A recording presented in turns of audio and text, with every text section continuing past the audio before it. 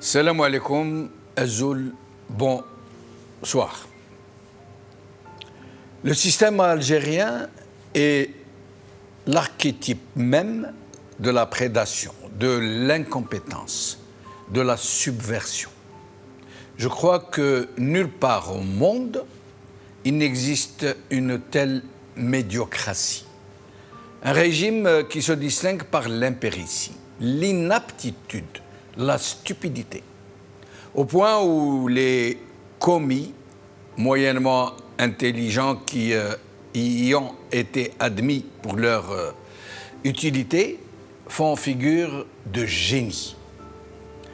La médiocrité, l'improvisation, le bricolage, le replâtrage, le tirbechine, comme on dit chez nous, et autres dispositions du genre distinguent ce système au point d'en devenir des sésames pour l'accession à la cooptation. C'est une véritable médiocratie, rodée de façon à pouvoir se sustenter de la rente hydrocarbures et de la corruption systémique qui la sous-tend. Il s'en est ensuivi que ce système a appris à se nourrir de ses propres turpitudes, à se doter de relais tentaculaires qui plongent jusqu'au tréfonds de la société et qui, au fil des décennies, ont fini par la pervertir de fond en comble, par en altérer tout ce qu'elle avait de vertueux et de méritoire. Ce système, qui ne fonctionne donc que grâce à la rente hydrocarbures et à la corruption de masse et à rien d'autre, est devenu de plus en plus mortifère, de plus en plus corrupteur. Plus il disposait de ressources et plus il minait ce qui restait dans les fragiles équilibres qui avaient résisté au travail laborieux de sape. Il a fini, ce régime, par extirper de la société, et tout particulièrement des cercles du pouvoir, de l'administration et de tous les relais qui leur sont naturellement agglomérés, toute vertu, toute capacité au bien, au mérite, à l'intégrité. Systématiquement, au point où la notion même de service public a été oblitérée, où le sens de l'État n'a conservé de son essence et de sa symbolique que l'apparat, le cérémonial, le protocole et bien sûr les privilèges qui lui sont dévolus.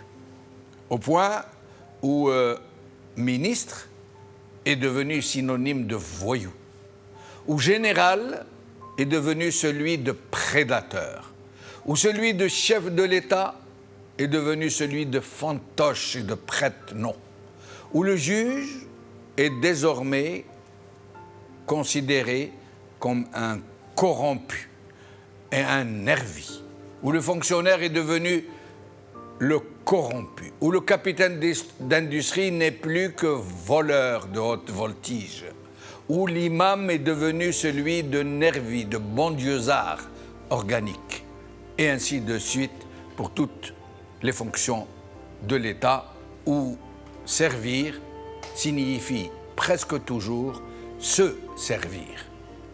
Mais pour pouvoir fonctionner si longtemps, depuis si longtemps, pour avoir pu tenir face à une contestation populaire aussi forte que celle du Hirak et de bien d'autres avant le Hirak, qui ont été noyés dans le sang, cette médiocratie qui, à l'usage, avait mué en mafiocratie, avait dû recourir à des procédés qui lui étaient devenus inhérents, systémiques à sa propre nature.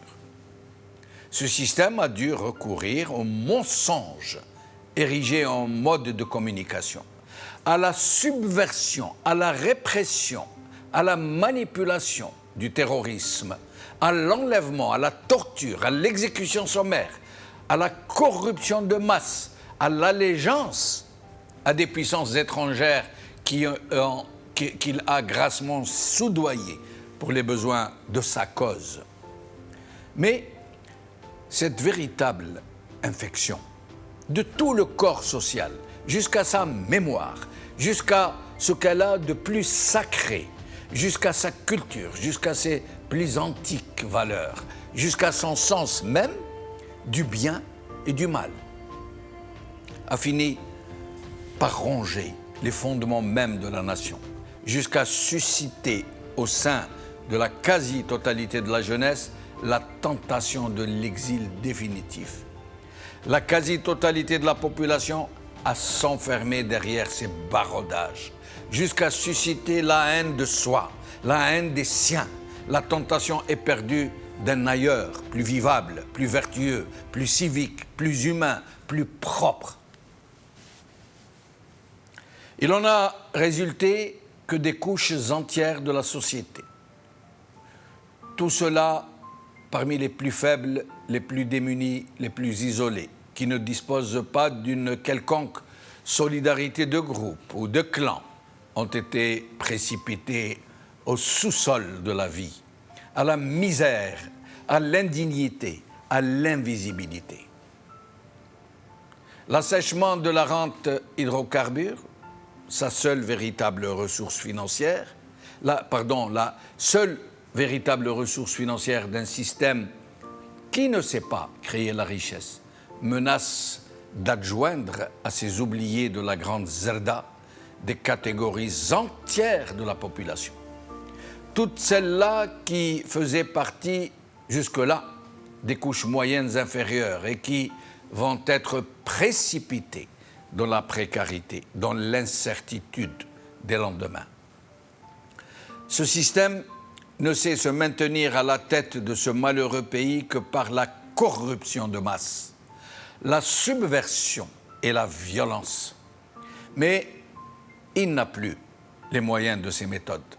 Et sa chute est désormais inéluctable. Il ne faut pas en douter.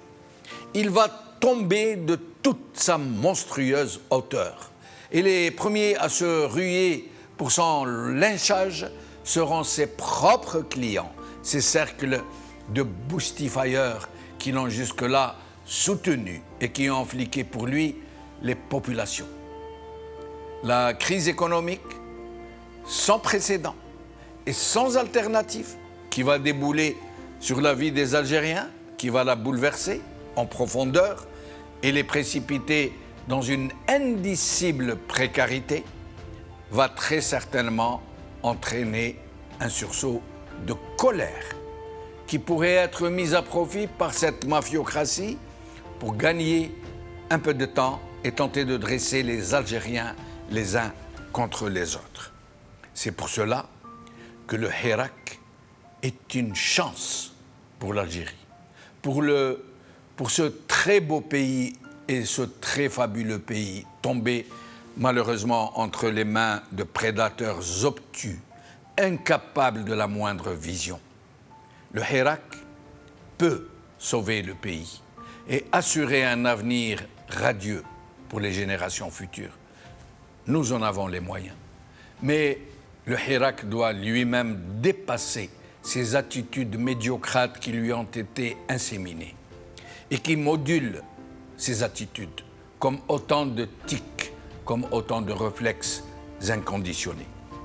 Seul le peuple algérien, dans son entièreté et dans une même action de sursaut populaire, pourra sauver sa patrie. Et c'est maintenant ou jamais.